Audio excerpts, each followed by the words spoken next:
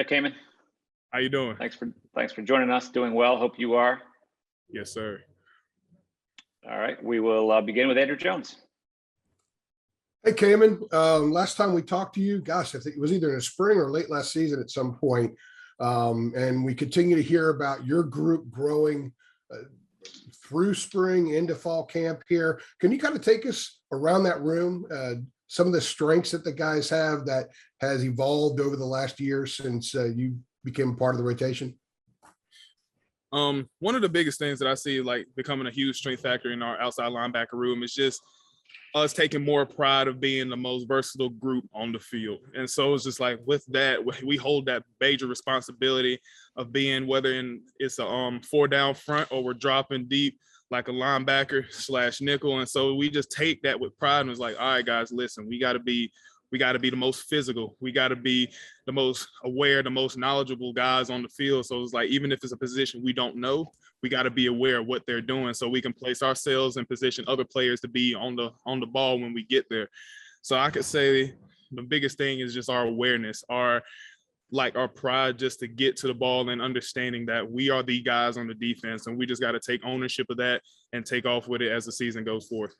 One of the things that has been discussed the last couple of weeks since fall camp started was that with some of the groups that units that are very deep, guys might play situationally. They'll use them to their strengths. What is your strength and how might you be used situationally? I'll say my strength is pass rushing. And, that's what Coach Bateman recruited me for in the beginning. So I would say that in a lot of situational, like 3rd down, 4th down situation, if it gets to that point, if they have to punt or not, I say one of my biggest strengths is pass rushing. And so they're going to put me in a lot of situations to where if we need some guys to get to the quarterback, I'm going to be that guy. And so, that's what I say, but that's my biggest strength coming forth and bring it to the defense. If I could ask one other thing real fast, what area was a weakness last year that might not be a weakness anymore for you personally? Learning the plays conceptually. I'm not going to lie to you. That was probably my biggest challenge coming in, especially with, COVID-19 hit. At least me personally, I had to learn a position on the fly as the season went on. And so right now, I feel like just a comparison from last year coming in to now, I know the playbook a lot more than just going off of pure memory. Now I know how to learn it conceptually and put myself in position to make plays and also as well as my other teammates on defense. Good stuff. Thanks, man. Appreciate that. Yes, sir. Go ahead, Ross. Hey, Kaimon. How do you see kind of the rotation working at that outside linebacker position? Because there's also like different formats y'all have with the 3-4 defense, but then you got guys like Kaimon, yourself, Dez, Tyrone Hopper, Chris Collins. How do you kind of see that rotation breaking down? That's a tough question. Not gonna lie to you because like you said yourself, we're just so deep in position. Like, of course, your older guys like Taman and Hop, they're gonna get their significant playing time as the season rolls on. But then you got some guys right behind them. You got, like you said, you got me, you got Dez, you got Chris, you got all those guys in the room. It's kind of hard to tell how the rotation is going to be this year, but all I know is that we're all going to get some really significant time in playing. We're all going to see the field and we're all going to make plays. What are your strengths as a pass rusher? I say one of my strengths is just learning how to go from speed to power. It's just like my get off was one of my biggest strengths coming in. And that's something that I've never shied away from. And so that's my get off is my initial speed and just my explosiveness and my strength combined with my speed. That's just a speed to power move that I love to use. And I consistently try to work on the day, every time I get that pass rush situation come forth upon me. Great. Thanks. Yes, sir. Gregory Hall. David, what's your relationship like with Tamon Fox being one of those veteran guys? And like you said, you learning the playbook conceptually. Tamon, that's like my older brother in the room, man. He's like I said, when I first got in, he really took me under his wing, and he just he has no problem with just sitting me down. It's like, hey, Ruck, listen, this is what you got to do, and we'll go steps 1, 2, 3. And he's done it since I've gotten here, and he's been doing it he's still doing it till this day. I have questions just just to do a quick checkup, like, hey, in this play we got such and such, right? Or if I'm completely misunderstood about a play call and I'm like, hey, can you explain this call? So Tamon, he's just been a really big influence on me since I've gotten here. He's really like my older brother in the outside linebacker room, and I'm thankful for him for all the stuff that he's doing to me and that he continues to do for me. The coaching staff has stressed multiple times that they want to have a pass rush without scheming for it.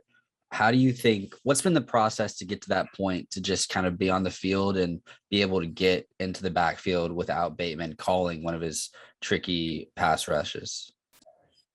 I would probably say, in the ACC, man, we got a lot of athletic guys in this conference, and then that ranges from every single team that we play, even that's in the Atlantic Conference or the Coastal Conference. And so one of the biggest things is just like not having a situational call is just like a lot of teams run RPOs.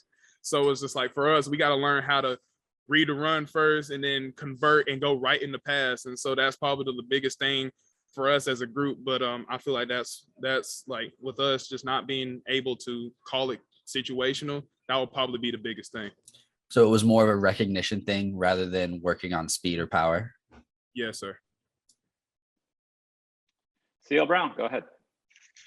Hey, Kaimon, Coach Brown has talked about the testimonials. He'll have guys do, stand up, tell their personal stories. I was curious if that's something you've done before, like in high school, and what effect has that had? What effect do you feel like that's had on the entire team in terms of bonding?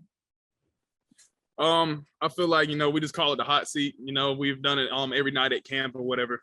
And I feel like it's a great opportunity for players who don't really talk to one another. Like we all have a close-knit bond on this team. We all have the same goals. We have the same aspirations. So we all just click together. But just for those guys that you just don't really have that one-on-one with, that guy you don't really, like, you have your brothers and then you got some folks on the team that you just really cool with, just to hear their story, why they came here, what's their motives, how their family life is like outside of football, just like me telling my story as well as my other teammates, man. I feel like that was just a great opportunity to see how they are in the background. Like, why are you here? Like, what makes you continue to play football, and why are you the person that you are now? How many people is it how many people go on a given night? About 4. We did about 4 during camp, and I feel like that was just a great opportunity to learn, and it was a great. Some had some very significant stories on why they are and on why they are the way they are, and everybody, and then of course some folks had it's like death in the family, some hardships in their lives and stuff, and why they do what they do to stay in this position and play football and continue to strive for their academic goals here at UNC. That was just a great thing to hear. All right, thank you. All right, Kaimon, thanks for a couple minutes this morning. Yes, sir. Thank y'all.